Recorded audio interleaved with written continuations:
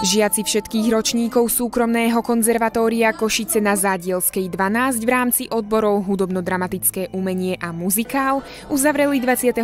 mája svoj školský rok maturitným a záverečným predstavením. V priestoroch Kultúrparku zdieľali s divákmi výsledky svojej tvrdo odvedenej práce v 3 rôznych častiach. Prvá časť bola venovaná speváckym číslam, druhá časť boli skôr také herecké etudky nižších ročníkov, čiže 1. a 2. ročníka.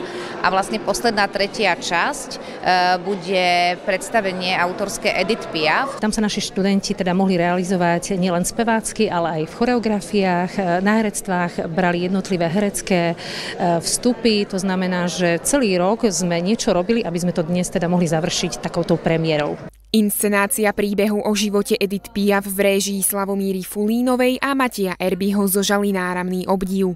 Inak na tom neboli ani ostatné časti.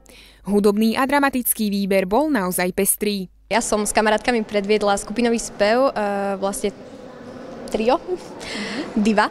A spievali sme pieseň od Dominiky Kavašovej a Andrej Bučko Diva. Ja som sa na začiatku predstavil v ansambli 4 kone vrané a potom som sa predstavil v dialogoch Hamlet od Satinského a Lasicu. Za každým číslom však stojí mnoho úsilia. Veľmi veľkým prvkom v tomto štúdiu je aj kreativita a veľmi aj veľká disciplína a na druhej strane aj veľké odriekanie si možno, že viacerých možno, že voľných chvíľ. Obetujete skoro všetok voľný čas, všetko, čo máte, ide bokom a toto je vaša priorita. Študenti sa na pódiu musia cítiť ako doma a na Zádielskej 12 im preto vytvárajú ideálne podmienky na rozvoj. Preto sa ako naše konzervatórium súkromné snažíme vytvárať pre našich žiakov čo najviac možností vystupovať pred publikom, pretože prax robí zázraky. Je to úžasný pocit, milujem tento pocit a som rád, že to môžem robiť.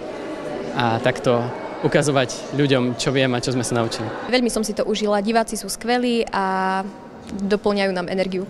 Nadšenie a zápal žiakov pre to, čo robia, zdieľa aj druhá strana, ich rodičia. Ja som veľmi nadšený z toho, aké krásne predstavenia predviedli deti všetkých ročníkov naprieč všetkými triedami alebo ročníkmi, ktoré vystupujú.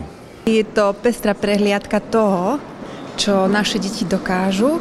A sme veľmi vďační, že v tak bezpečnom prostredí môžu rozvíjať svoj talent a že majú takú podporu učiteľov. Predstavenie dopadlo na výbornú a zastúpenie konzervatória určite má byť na čo pyšné. Dnes môžeme byť právom ako pedagógovia na nich hrdí a veríme, že tá naša práca, ktorú sme do nich celý rok investovali, že sa nám dnes zúročí a budeme môcť s úsmevom na tvári zatlieskať našim študentom. Ten konečný výsledok mi priniesol najviac šťastia, pretože po tých mesiacoch práce skutočne vidíme vlastne kus roboty. Kus dobre urobenej roboty. Emma Károli, Telke.